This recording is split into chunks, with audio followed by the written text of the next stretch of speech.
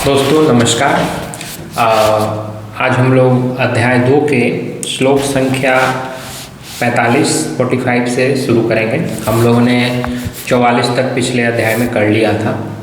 तो यहाँ भगवान श्री कृष्ण और अर्जुन में संवाद हो रहा है। भगवान कृष्ण जो है अर्जुन को उपदेश दे रहे हैं और पहले उन्होंने सांख्य योग के बारे में बतलाया, अब वो उसको योग के संदर्भ में बतला रहे हैं कि योग के संदर्भ में उस ज्ञान को कैसे प्राप्त किया जा सकता है। तो कहते हैं त्रैगुण्य विषया वेदा निस्त्रैगुण्यो भवार्जुन निर्द्वंद्वो नित्य सत्वस्थो निर्योग क्षेम आत्मवान। कहते हैं भगवान श्री कृष्ण, हे अर्जुन, वेद तीनों गुणों के कार्य रूप समस्त भोगों एवं उनके साधनों का प्रतिपादन करने वाले हैं। इसलिए तू उन भोगों एवं उनके साधनों में आसक्तिहीन, हर्ष शोक आदि द्वंद्वों से रहित नित्य सत्व में स्थित हो और योग एवं क्षेम को न चाहने वाला आत्मवान हो। तो कह रहे हैं कि त्रैगुण्य विषया वेदा, सबसे पहले भगवान बतला रहे हैं कि जो वेद हैं, जिनके बारे में पहले बताया गया था कि वेद जो है पुष्पित वाणी को कहते हैं कि और सिर्फ विषयों के बारे में बात करते हैं। फिर आगे उसी को बढ़ाते हुए यहाँ कह रहे हैं भगवान श्री कृष्ण कि जो वेद हैं वो 3 गुणों के विषय में बातें करते हैं। 3 गुण कौन कौन से हैं? तो सत्व, रज और तम। तो जो वेद हैं ये इन्हीं 3 गुणों के विषय में बातें करते हैं। और भगवान अर्जुन को कहते हैं कि निस्त्रैण गुण्यो भवार्जुन, अर्थात इन तीनों गुणों से मुक्त हो जाओ। ये तीनों गुण जो हैं, इन तीनों गुणों से भी तुम्हें मुक्त होना है। तो सबसे पहले हम समझने की कोशिश करेंगे कि ये तीनों गुण क्या हैं और उनके क्या क्या प्रॉपर्टीज हैं, उनके गुण क्या हैं। तो सत्व, रज, तम, तो ऐसा कहा जाता है कि ये तीनों ही गुण जो हैं ये बंधन के कारक हैं। तो बंधन के कारक है, इनमें सबसे जो निकृष्ट माना जाता है उसको तमोगुण माना जाता है। वो तामसिक होता है। तो तमोगुण में क्या होता है कि जैसे आपके अंदर आलस्य है, निद्रा है, या जो बुरे कार्य कर रहे हैं, मान लीजिए चोरी, डकैती, इस प्रकार के जो भी कर्म हैं, इस प्रकार के सारे कर्म तमोगुण में आते हैं। ये तमोगुण से संबंधित कार्य है। उसी प्रकार से रजगुण, ये सृष्टि में जितने भी कर्म हो रहे हैं, तो कोई भी कर्म करता है, मान लीजिए जीविकोपार्जन के लिए कार्य कर रहा है, कोई बिजनेस कर रहा है या कुछ भी कार्य कर रहा है, तो वो कर्म जो हम करते हैं वो मुख्य रूप से रजोगुण के अंदर आते हैं। ठीक है। और सत्वगुण है, जैसे आप ज्ञान प्राप्त करते हैं, आप विभिन्न प्रकार की अच्छे कार्यों से, जो आप अच्छे कार्य करते हो उनसे जो आपको सुख प्राप्त होता है, तो ये सब सत्व गुण में आते हैं। तो सत्व गुण भी इसमें आपको देखिएगा अगर, तो तमोगुण जो है वो तो बंधन कारक है ही, क्योंकि आप जो बुरे कर्म कर रहे हैं, आप जो तामसिक कार्य कर रहे हैं, उसका परिणाम हमेशा बुरा होता है, हमेशा उससे दुख मिलेगा। और इवन आगे 14वें अध्याय में जब तीनों गुणों का विश्लेषण करेंगे भगवान, इन तीनों गुणों के बारे में बहुत डिटेल में बात करते हैं, अर्जुन को बतलाते हैं। तो वहाँ आप देखेंगे कि जो तमोगुण है, ये तमोगुण अगर किसी में अधिक हो जाए तो फिर उसका जो अगले जन्म में या तो उसको अधोगति प्राप्त होती है, वो नीचे के लोकों में जाता है, या उसका पतन होता है, आप ये भी समझ सकते हैं। या तो फिर ऐसा भी कहते हैं कि उसका अगर अगला जन्म जो होता है, अगर तमोगुण में वो व्यक्ति जीवन भर तमोगुण में कार्य करता रहा और उसकी जब मृत्यु होगी तो उसको मनुष्य योनि नहीं मिलती है, उसको मनुष्य योनि से नीचे की योनियाँ मिलती हैं। उसका जन्म जैसे कि मान लीजिए किसी जानवर में होगा या फिर कीट पतंगों में होगा, इस प्रकार के निकृष्ट योनियों में होगा, मनुष्य जीवन उसको नहीं मिलता है। तो इसलिए बहुत ही सावधान रहने की ज़रूरत है। ये देखना है कि हमारे अंदर कौन सा गुण प्रभावी है, और उस गुण को अगर अच्छा गुण है, तीनों में मान लीजिए सत्व गुण आप में बढ़ रहा है, तब तो वह अच्छी बात है। लेकिन अगर आप देख रहे हैं कि तामसिक गुण ज़्यादा हो रहा है, तो उसको नियंत्रित करने की आवश्यकता है। उसी प्रकार से रजोगुण में जो व्यक्ति जिनमें मुख्यतया रजोगुण की प्रधानता होती है, तो उनके बारे में भगवान बोलते हैं कि वो मध्य में रहते हैं। वो ना तो ऊर्ध्वलोक में जाते हैं और न ही अधोलोक में जाते हैं, वो मध्य में रहते हैं। कहने का मतलब है कि वो पृथ्वी पे जन्म लेते हैं और मनुष्य लोक में ही रहते हैं। वो मनुष्य के रूप में ही उनका जीवन मतलब होता है और उनका जन्म भी मनुष्य के रूप में होता है। इसी प्रकार से सत्व गुण के बारे में कहते हैं कि जो व्यक्ति ज्ञान अर्जन में लगा रहता है, जो ज्ञान प्राप्त करने में लगा रहता है, अच्छे अच्छे कार्य करता है, लोगों का परोपकार करता है, तो इस प्रकार के जो गुण होते हैं वो सत्व गुण होते हैं। और सत्व गुण जिनमें होता है, जिनमें सत्व गुण की प्रधानता होती है, भगवान उनको कहते हैं कि उनका मृत्यु के बाद ऊर्ध्वलोकों में गमन होता है। मतलब वो हायर लेवल के जो लोग हैं उनमें जाते हैं। अब ये लोग, कुछ लोग बोलते हैं कि लोग तो एग्जिस्ट भी करते हैं, स्वर्ग लोक है या फिर और ऊंचे लोक हैं या फिर नरक है। तो कुछ लोग कहते हैं कि एग्जिस्ट करते हैं, कुछ लोग कहते हैं कि नहीं, लोग एग्जिस्ट नहीं करते हैं, सिर्फ पृथ्वी लोक है और सिर्फ यही जीवन है। तो ठीक है, ये तो मानने और न मानने की बात है। लेकिन अगर इसको नहीं भी मानते हैं कि लोग एग्जिस्ट करते हैं, तो भी ऊर्ध्व का मतलब हुआ और वो ऊंचा उठते हैं। आप ये कह सकते हैं कि उनका उत्थान होता है, जिनमें सत्व गुण की प्रधानता होती है, तो वो मानव से महामानव की तरफ, पुरुष से महापुरुष की ओर उनका प्रोग्रेस होता है। ऐसे ही जिनमें सत्व गुण बढ़ने लगते हैं तो आप देखेंगे कि वैसे ही व्यक्ति बहुत महान पुरुष बन जाते हैं।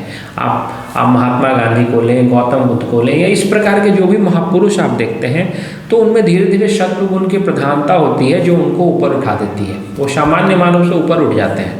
लेकिन वही जो रजोगुण वाले होते हैं वो आम व्यक्ति की तरह होते हैं, जो सामान्य जीवन में जो व्यक्ति आपको मिलते हैं, जो कि व्यापार करते हैं, कर्म करते हैं, वो उनका एक कर्म दूसरे कर्म को पैदा करता है। कर्म की यही मूल रूप से जो विशेषता है कि कर्म रुकता नहीं है। अगर वो आसक्ति रहित नहीं है तो एक कर्म दूसरे कर्म को पैदा करने वाला होता है। कर्म से कर्म बढ़ता है, कर्म से एक क्रम की श्रृंखला बनती है, एक श्रेणी क्रिएट होती है। तो इसलिए जो सामान्य व्यक्ति होते हैं, जो असामान्य जीवन में जो आप व्यक्ति मिलेंगे, तो आप देखेंगे कि वो कर्मों की श्रृंखला में ही बंधे हुए हैं। वो एक कार्य करते हैं, उसमें अगर सफल होते हैं तो वो 2-4 कार्य और शुरू कर देते हैं। मान लीजिए किसी ने व्यापार प्रारंभ किया, अगर उसको व्यापार में सफलता मिलती है तो वो फिर देखता है कि मैं अब इस व्यापार का एक और फ्रेंचाइजी कहीं खोल दूँ, फिर दूसरे शहर में खोल दूँ, फिर और अगर वो प्रगति करता है तो किसी और कंट्रीज़ में खोल दूँ। तो इस प्रकार से कर्म जो होता है वो कर्म की श्रृंखलाएं पैदा करता है, और कर्म से कर्म। तो इस प्रकार से जो रजोगुण प्रभावित व्यक्ति होते हैं वो कर्म में हमेशा रत रहते हैं, और वो निरंतर लोभ, अगर आप इसको कहें कि और अधिक पाने की जो लालसा होती है, अगर उसको लोभ की संज्ञा दें, तो कहीं ना कहीं इस कर्म के प्रसार में उनका लोभ भी शामिल होता है। वो और प्रगति चाहते हैं, वो और सफलता चाहते हैं, वो और पैसा चाहते हैं, वो और धन चाहते हैं। तो इसके लिए वो और अधिक से अधिक कर्म करते हैं और कर्मों को बढ़ाते जाते हैं। तो इस प्रकार के जो कार्य करते हैं ये रजोगुण से प्रभावित कार्य होता है, जो कि आप सामान्य जनजीवन में देखेंगे तो आपको दिखेगा कि हाँ, ये रजोगुण से प्रभावित लोगों की संख्या बहुत ज़्यादा है। तो इनका न तो अपलिफ्टमेंट होता है, इनका न तो ऐसा है कि वो सामान्य मानव से बहुत ऊंचे उठ जाते हैं, बिल्कुल नहीं। ये हो सकता है धन और सफलता के मामले में सामान्य लोगों से ऊपर उठें, लेकिन अगर आप धरातल देखें, अगर आप धार्मिक या आध्यात्मिक धरातल पे देखें, तो वो सामान्य मानव के जैसे ही होते हैं। किसी के पास धन ज़्यादा होता है, किसी के पास धन कम होता है, कोई अधिक सफल होता है, कोई कम सफल होता है, लेकिन आध्यात्मिक धरातल पे वो सब सामान्य ही है। तो इस प्रकार के मनुष्यों की गति बताई गई है कि ये फिर से जब इनका जन्म होता है तो फिर से ये मनुष्यों में ही जन्म लेते हैं। इनका ना तो ऊपर की ओर प्रोग्रेस होता है, ना तो ये देवता या महामानव बनते हैं, और ना ही इनकी अधोगति होती है। ये सामान्य जैसे हैं वैसे ही रहते हैं। और सात्विक गुण के बारे में कहा जाता है कि अगर जिस पुरुष में या जिस व्यक्ति में, जिस मनुष्य में सात्विक गुण की प्रधानता हो, तो वो उनका प्रोग्रेस होता है। वो सामान्य व्यक्ति नहीं रहते हैं, वो सामान्य व्यक्ति से ऊंचा उठ जाते हैं, वो महामानव बन जाते हैं, महापुरुष बन जाते हैं। और अगर उसको गीता में जैसा कि लिखा है, वो ऊर्ध्व लोकों को जाते हैं, स्वर्ग लोक या और भी जो ऊंचे लोग हैं उन लोगों में मृत्यु के बाद उनको स्थान मिलता है। तो लेकिन ये तीनों की तीनों जो है, चाहे आप सत्व ले लें, चाहे रज ले लें, चाहे तम ले लें, ये तीनों गुण बांधते हैं। अब आप कह रहे होंगे कि तामसिक गुण तो बांधता है, समझ में आ रहा है, राजसिक गुण जो रज गुण है वो भी बांधता है, समझ में आ रहा है कि कर्मों से बंधे होते हैं व्यक्ति, एक कर्म के बाद दूसरा कर्म, उनकी प्रवृत्तियाँ और वृत्तियाँ इस प्रकार की हो जाती हैं कि वो अगले जन्म में भी उनके डिजायर जो होते हैं, उनकी इच्छाएं समाप्त नहीं होती है। तो कर्म अगर रजोगुण है किसी में तो वो तो बंधे रहेंगे ही, रजोगुण कर्म से बांधता है, तमोगुण जो है वो तामसिक प्रवृत्तियां हैं उससे बांधता है। और अगर आप सत्व गुण की बात करें तो आप देखेंगे कि सत्व गुण में तो सब कुछ अच्छा है, फिर वहाँ कैसा बंधन, तो भगवान आगे बतलाएंगे कि सत्व गुण में भी बंधन है। अगर आपके अंदर ज्ञान का अहंकार आ गया तो भी आप बंधन में हैं। अगर आपने बहुत अच्छे अच्छे कार्य किए और उसकी वजह से आपके अंदर अहंकार, क्योंकि आप अच्छे कार्य करें या बुरे कार्य करें, लोग ऐसा सोचते हैं कि अच्छा कार्य करते हैं तो उसमें कोई डिमेरिट नहीं है। डिमेरिट नहीं है, ये बिल्कुल सही है, लेकिन कहीं ना कहीं अच्छा कार्य भी आपके अहंकार को ही संतुष्टि प्रदान करता है। आप जैसे कि मान लीजिए आप सड़क पर जा रहे हैं और किसी का कोई सामान गिर गया, आप उसको उठा कर देते हैं, वो ले लेता है और आपको थैंक यू कह के जाता है, तो आप उस समय तो आपको बड़ा अच्छा लगेगा। आप एक ऐसे कंडीशन का इमेजिन कीजिए, इमेजिनेशन कल्पना कीजिए कि आपने वो सामान उठा कर दिया और वो व्यक्ति चुपचाप आपको लेकर सामान को लेकर चला जाता है और आपको थैंक यू भी नहीं बोलता। अब आपके मन में क्या आएगी, कैसा आदमी है, इसने तो धन्यवाद तक नहीं कहा। तो कहीं ना कहीं आप सबकॉन्शियसली कुछ चाहते हैं, इस वजह से आपने अच्छा कार्य किया, वो जो थैंक यू मिले, कहीं ना कहीं ये सबकॉन्शियस में भरा हुआ है। आप उसके अधीन हो। बहुत से कार्य हम कॉन्शियसली करते हैं और बहुत से कार्य हम लोग सबकॉन्शियसली करते हैं। हमारे सबकॉन्शियस में बैठा हुआ है कि अच्छे कार्य करना चाहिए, क्योंकि अच्छे कार्य करने से लोग तारीफ़ें करते हैं। तो ये एक प्रकार से ये भी अहंकार है, जो आपके अहंकार को तुष्टि प्रदान करता है कि मैंने अच्छा कार्य किया, आपको अच्छा लगता है, अच्छा महसूस होता है। क्यों? क्योंकि आपके अहंकार को संतुष्टि प्रदान करता है, वो आपको यह विश्वास दिलाता है कि आप एक अच्छे व्यक्ति हो। तो सत्व गुण अच्छा है, तमोगुण और रजोगुण से बहुत बढ़िया है, लेकिन फिर भी ये मुक्ति के मार्ग में बाधक ही है।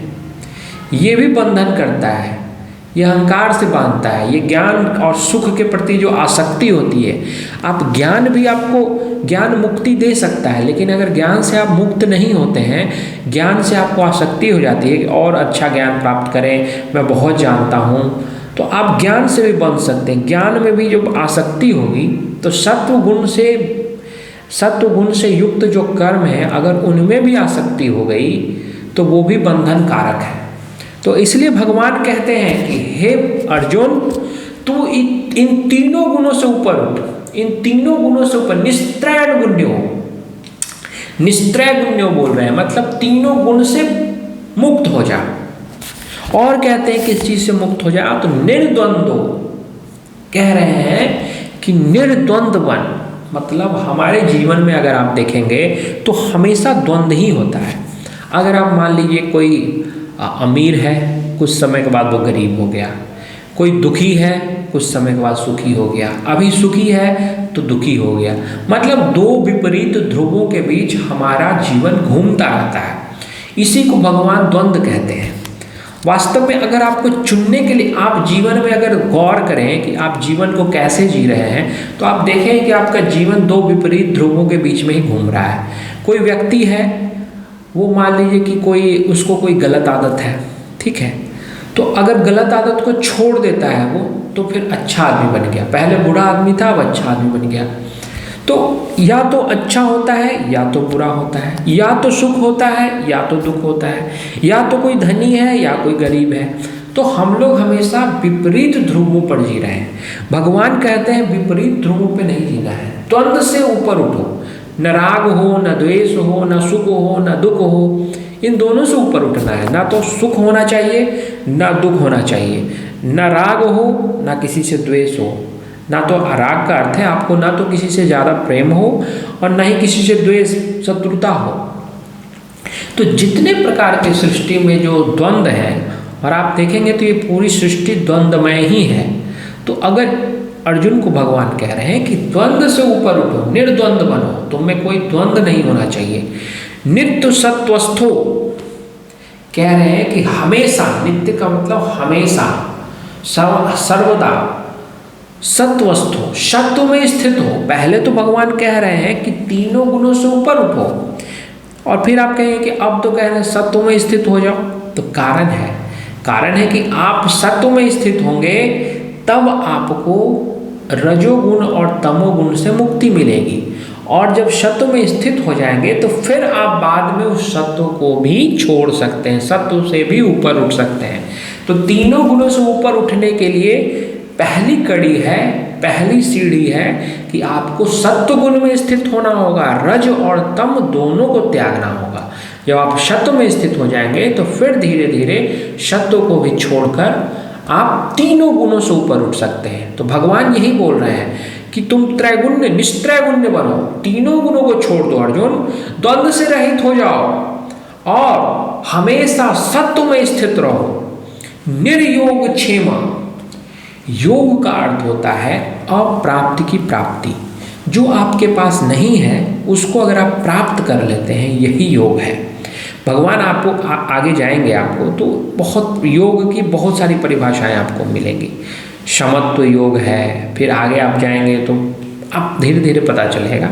तो यहाँ पे जो सामान्य रूप से योग और क्षेम जो बोला जाता है, तो योग और क्षेम में अगर अप्राप्य वस्तु जो आपको नहीं मिली हुई है वैसी वस्तु को आप प्राप्त कर लेते हैं, यही योग है। जैसे आप मान लीजिए कि आप चाहते हैं कि एक कोई भी चीज़, मान लीजिए कि एक बहुत अच्छा टेलीविज़न खरीदना चाहते हैं और आप उसको खरीद लेते हैं, तो जो चीज़ आपने पाना चाहा, अप्राप्य था पहले, वो प्राप्त हो गया, तो यही योग है।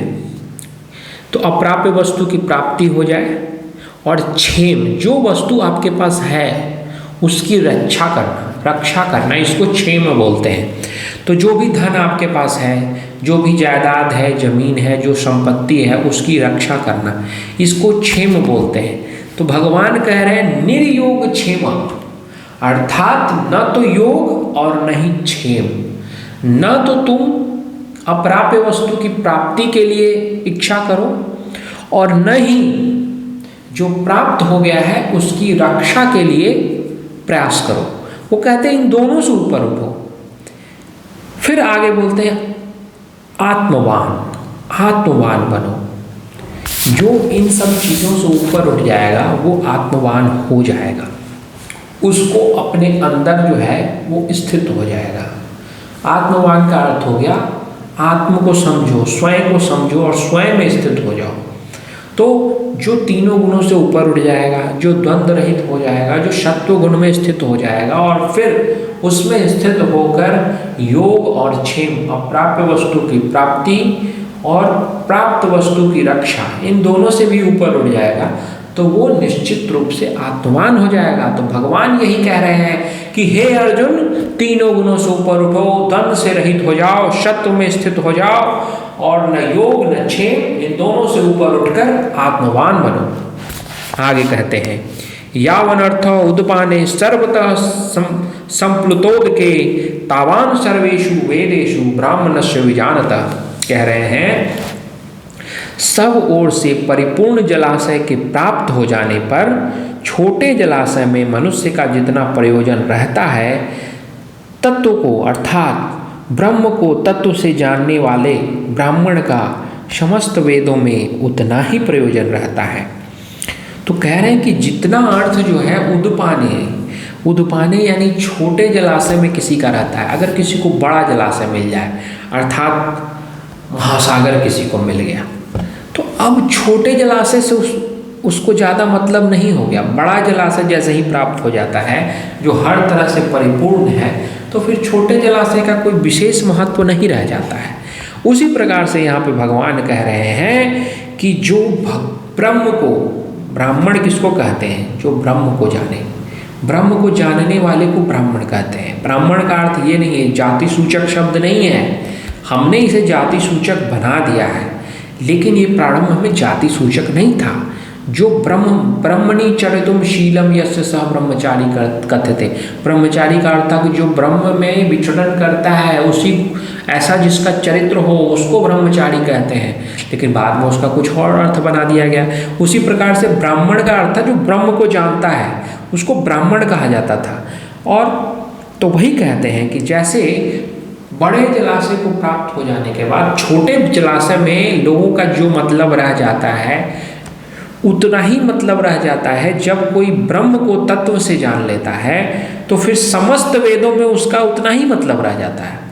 मतलब जो ब्रह्म को जान जाता है उसके लिए वेद बहुत छोटी सी चीज़ है, वेद का उनके लिए कोई खास महत्व नहीं रह जाता है, क्योंकि भगवान ने पहले भी बताया त्रैगुण्य विषया वेदा, वेदों में कुछ खास नहीं है। तीनों गुण, यही सत्व रज और तम के बारे में, इनको कैसे, इन गुणों में से जुड़े हुए कर्म कैसे करें और अपने फल को कैसे प्राप्त करें, इसी विषय में पूरे वेदों में चर्चा की गई है। अगर उसके कर्म कांड को देखें तो ज्ञान खंड भी है, तो ज्ञान खंड इससे अलग बात है, लेकिन ऐसे अगर जो सामान्य वेद का अर्थ जो लिया जाता है तो ये इन्हीं 3 गुणों से परिपूर्ण है, सिर्फ इन्हीं तीनों गुणों के बारे में उसमें बात की गई है। तो वही भगवान कह रहे हैं कि जिसको ब्रह्म का ज्ञान हो जाता है, ब्रह्म, पहली बार वो ब्रह्म का यूज कर रहे हैं। ब्राह्मण जो हो जाता है, ब्राह्मण यानी ब्रह्म को जानने वाले का जो है वेदों में उतना ही प्राप्त हो, उतना ही अर्थ रह जाता है। तो कितना ब्रह्म को जानने वाला जो है कौन है? जो भी ब्रह्म को जानता है। ब्रह्म क्या है? पहली बार उन्होंने ब्रह्म का प्रयोग किया, ब्रह्म शब्द का। अभी तक आपको बता रहे थे जिससे यह संपूर्ण संसार व्याप्त है, जो हमारे देह के अंदर रहता है, देही है, शरीरिना है, अभी तक कोई नाम नहीं दे रहे थे, लेकिन अब कह रहे हैं पहली बार ब्राह्मण शब्द का प्रयोग किया, ब्रह्म को जानने वाले का। तो वो वही ब्रह्म है जो सर्वत्र है, सभी जगह उपलब्ध है, उसको जो जान लेता है तो फिर कुछ और जानने की इच्छा ही नहीं रहती, फिर उसके लिए कोई विषय का कोई महत्व नहीं है। जो ब्रह्म को समझ जाएगा वो अपने स्वरूप को समझ जाएगा, परमात्मा के स्वरूप को समझ जाएगा, और उसके बाद फिर उसको इन सब विषयों में कोई खास रुचि नहीं रह जाएगी। जिस कर्म को लेकर हम लोग दिनों दिन हर दिन रत रहते हैं, जिन कर्मों में, उन कर्मों में भी उसकी कोई खास रुचि नहीं रहेगी, उसके लिए वो सामान्य चीज़ें हो जाएंगी। उसमें कार्य वो जरूर करेगा पर उसकी कोई आसक्ति उसमें नहीं रहेगी, क्योंकि वो मूल चीज़ को, जो मुख्य चीज़ है उसको समझ चुका है, वो ब्रह्म को जान चुका है। और जो ब्रह्म को जान जाएगा फिर उसके लिए जानने के लिए कुछ शेष नहीं रहता, फिर वो वेदों में क्या ढूंढेगा? वेदों से ऊपर की बात है ब्रह्म को जानना। जो ब्रह्म को जान गया उसके लिए फिर वेद तो कुछ नहीं है, उसके लिए वेदों का कोई विशेष अर्थ उसके सामने नहीं है। फिर आगे कहते हैं कर्मण्येवाधिकारस्ते मा फलेषु कदाचन मा कर्मफल हेतुर्भूर्मा ते संगोस्तव कर्मणि। यह जो श्लोक है ये बहुत प्रसिद्ध श्लोक है गीता का। गीता के बारे में कोई भी वो बात करते हैं तो जनरली इसी श्लोक का वर्णन करते हैं, कर्मण्येवाधिकारस्ते मा फलेषु कदाचन। तो ये जो दृष्टि, ये जो श्लोक है, ये श्लोक मुख्य रूप से कर्मयोग के संदर्भ में ही है। तो इसमें क्या कह रहे हैं भगवान? तेरा कर्म करने में ही अधिकार है, फलों में कभी नहीं, इसलिए तू कर्मों के फल का हेतु मत हो, तेरी कर्म न करने में भी आसक्ति न हो। ये बहुत बहुत ही महत्वपूर्ण श्लोक है और मैं आप लोगों से निवेदन करूंगा कि इसको ध्यानपूर्वक समझें। भगवान कह रहे हैं कि तेरा कर्म करने में ही अधिकार है, उसके फलों में तुम्हारा कोई अधिकार नहीं है। तो इसलिए तुम कर्मों के फल के हेतु नहीं हो, तुम कर्म करते हो उसके बाद फल के लिए ललायित मत हो, और तुम्हारी कर्म न करने में भी आसक्ति न हो। मतलब वो कह रहे हैं कि तुम कर्म तो करो लेकिन फल में आसक्ति नहीं रखो। और ऐसा नहीं कि फल में आसक्ति नहीं रखने का अर्थ ये नहीं है कि कर्म नहीं करो, कर्म न करने में भी आसक्ति ना हो, कर्म के फल में भी आसक्ति ना हो और कर्म न करने में भी आसक्ति ना हो। बहुत ही महत्वपूर्ण श्लोक है। आप सोचिए, आप सोच रहे हो कि कर्म तो हम करें लेकिन फल में क्यों नहीं आसक्ति रखें?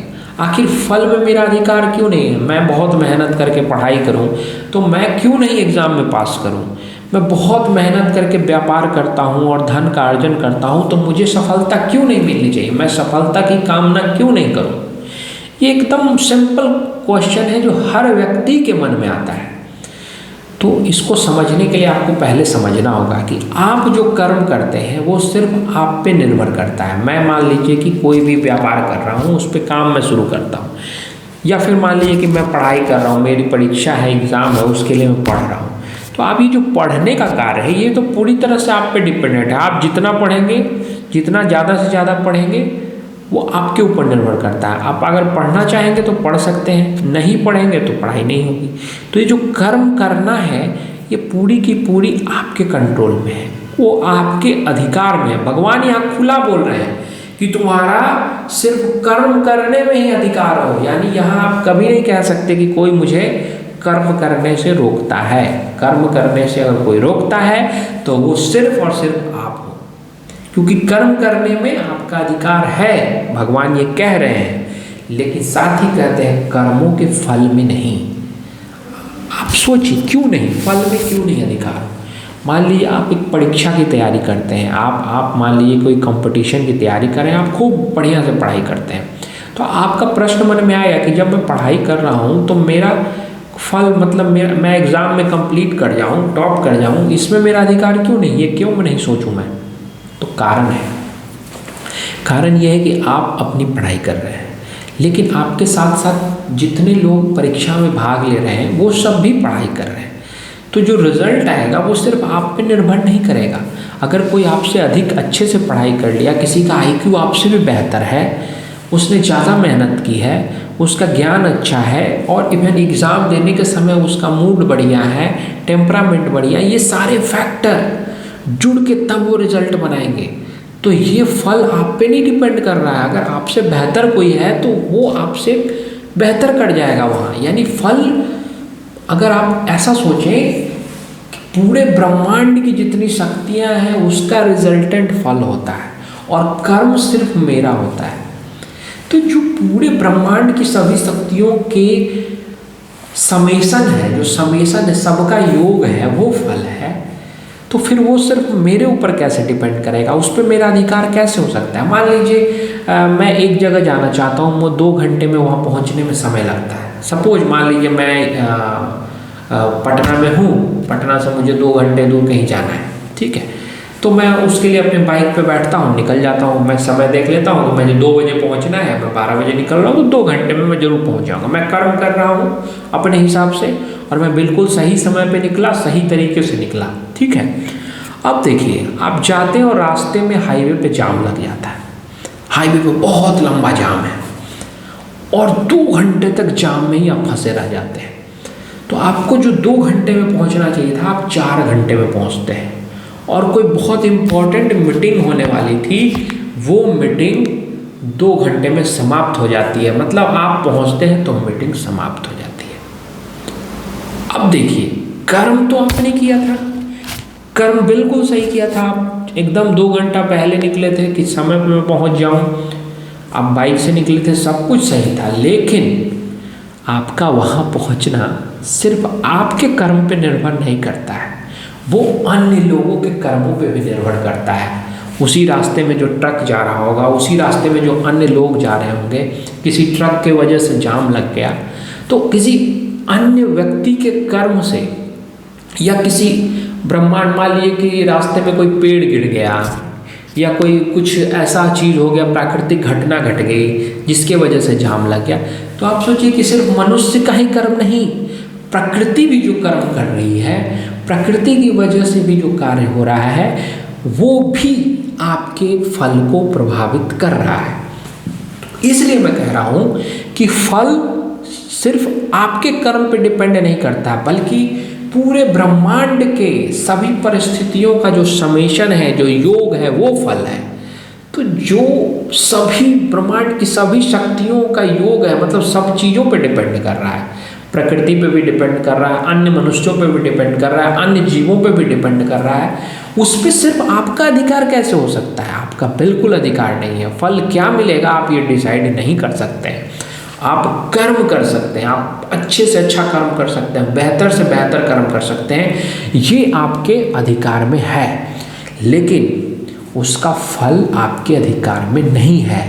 इसलिए भगवान कह रहे हैं कि कर्म के फल में तुम्हारी आसक्ति ना हो, कर्मों के फल का हेतु मत बन, और कर्म ना करने में भी तेरी आसक्ति ना हो। आखिर कर्मों का फल का हेतु बनने में मना क्यों कर रहे हैं? इसलिए मना कर रहे हैं कि आपने मान लीजिए आपने सोचा था कि मैं मीटिंग में जाऊंगा, बहुत इंपॉर्टेंट मीटिंग थी, आप उसके हिसाब से आप जा रहे थे, लेकिन फल क्या होता है कि आप वहाँ नहीं पहुँच पाते समय पे, तो आप वो कार्य नहीं कर पाते, तो आपको बहुत दुख होगा। क्यों? क्योंकि आपने पहले से सोच रखा था कि मुझे वो जाना है और मैं करूँगा। आपने उस कर्म के फल में आसक्ति रखी थी, लेकिन आपको आसक्ति नहीं होती, आप समय पे नहीं भी पहुँचते, कि वो नहीं होता, तो आप आसक्ति नहीं, ठीक है नहीं हुआ नहीं हुआ कोई बात नहीं। अब मान लीजिए किसी कोई व्यापार कर रहे हैं कि आपको लाभ हो, उसके लिए कार्य कर रहे हैं, आप एकदम पहले से सपने बनाए हुए हैं कि मैं इसमें 2 करोड़ का मुनाफा मुझे इस साल होगा, और बाद में पूरा उसके लिए सपना बना लिया, पूरा सोचा और उसके हिसाब से काम भी किया, लेकिन पता चलता है कि बाद में आपको 2 करोड़ का मुनाफा होने के बदले 1 करोड़ का नुकसान हो गया। अब आपको गहरा दुख होगा। क्यों? क्योंकि आपको इस फल में आसक्ति थी। लेकिन अगर वही आसक्ति नहीं होती, आप सिर्फ कर्म करते, फल 2 करोड़ का फायदा होगा नहीं होगा, लाभ होगा हानि होगा, उससे मुझे मतलब नहीं है, आप सिर्फ कर्म करते, तो आपको दुख तो नहीं होता।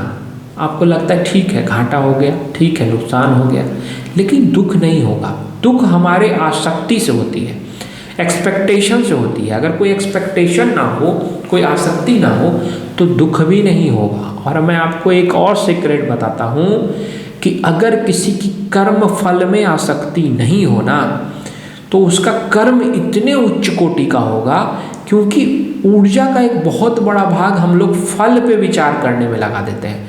हम लोग फल के बारे में चिंतन करते हैं कि ऐसा होगा, मैं ये कार्य करूँगा तो ये मिल जाएगा मुझे, फिर मैं ये करूँगा। तो आपकी ऊर्जा, आपके ध्यान, आपके निश्चयात्मिका बुद्धि का एक बहुत बड़ा पार्ट उस फल के चिंतन में खर्च हो जाता है, और आपका कर्म जो है वो उतनी ऊर्जा प्राप्त नहीं करता, जिस वजह से आपके कर्म का स्तर उतना बेहतर नहीं होता।